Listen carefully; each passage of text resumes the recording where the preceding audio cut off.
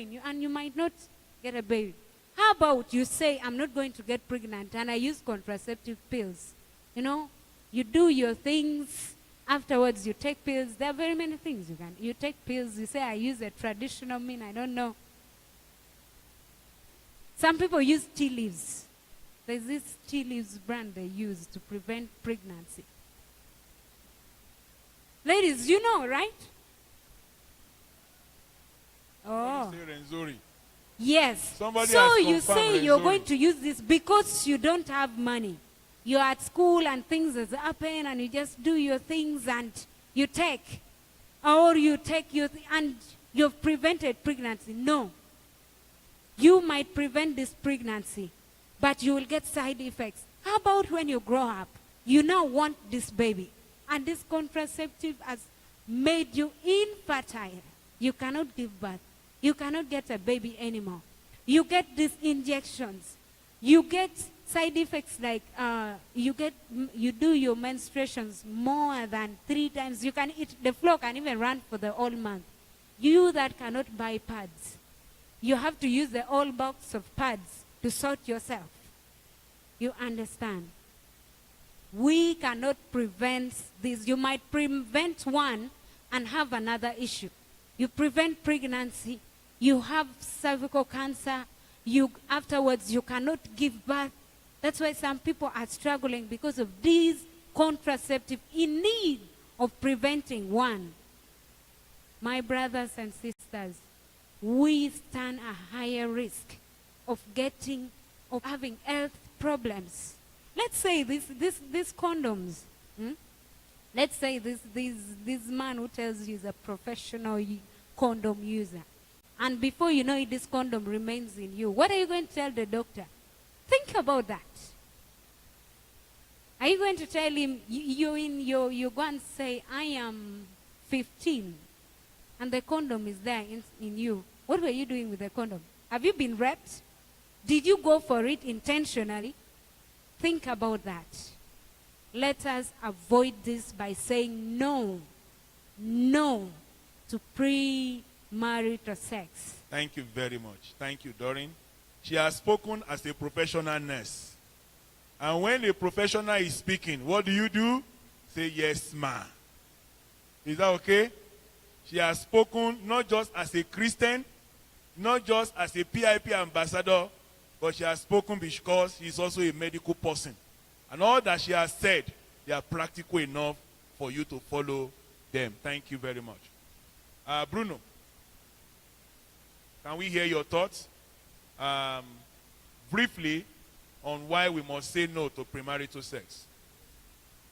Yes, as born-again Christians, because in this context, we are discussing this as born-again Christians, but also these issues will affect someone, even if he's not born again.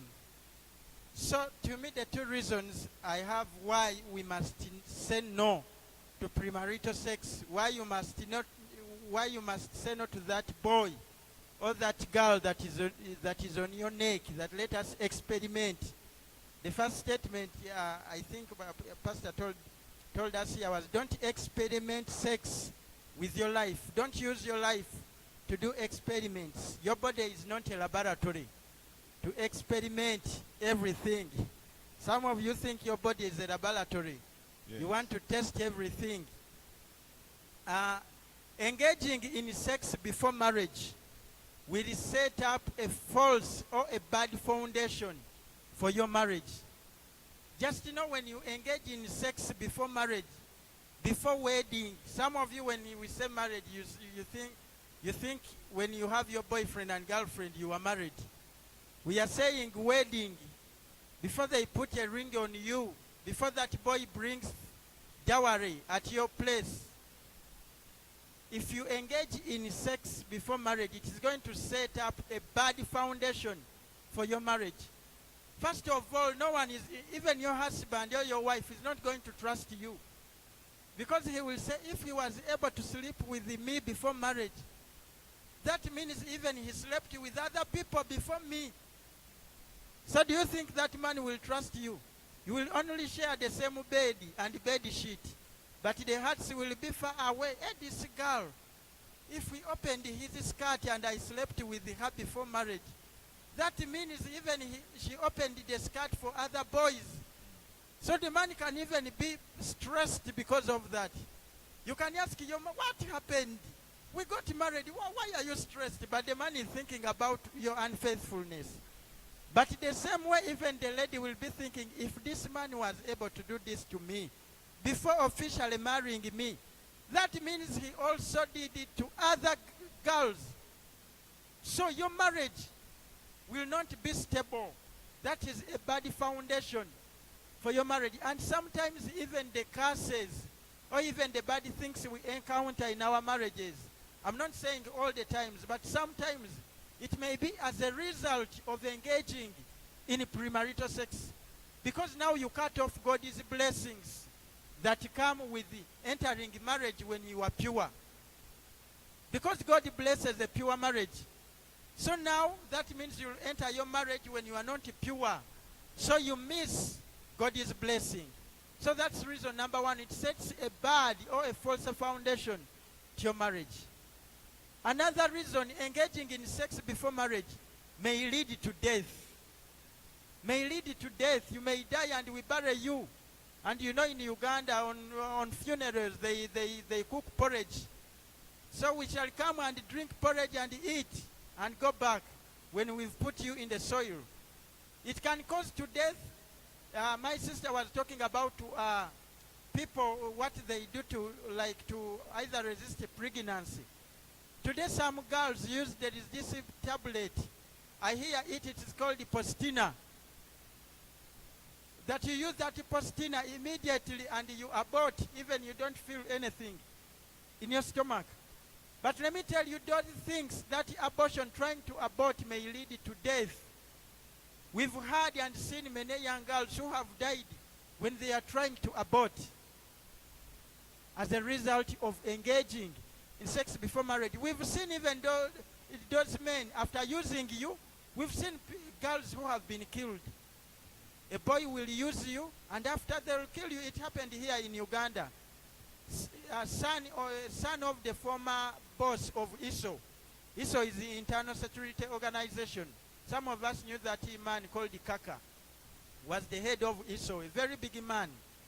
So his son slept with the girlfriend, in the apartment in Luzira. So after that, I don't know what happened, or a misunderstanding came in. After that, the boy killed the girlfriend, wrapped a body in a cavera and dumped it in a forest. That story was common, even they published it in the newspaper. They arrested the son of that Kaka, the Iso. He's now a former Iso because they changed him. The son is in Ulizira for now, I think, 3 or 4 years.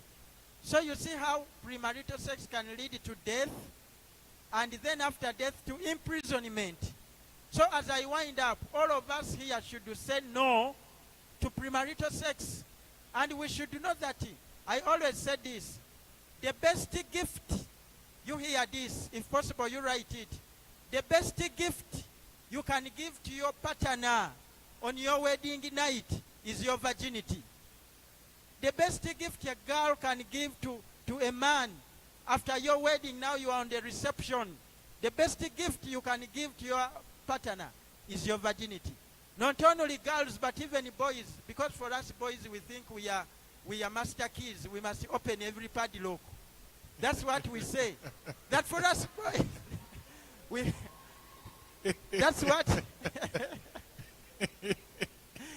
that's what we say in school. I was hearing that in our dormitory, that we as boys, we have a master key. If feedback from that question from our brother Nicholas. We are running short of time. We need to wrap it up, and there are many questions here to be answered. Yes. If you are together with us, say oh. Okay, if you are together with us, put both your 2 hands up. To the left, let us see. To the left. Up, letter O. To the right, letter C. Where to the right. Your right is that side. Up letter O. Down letter N.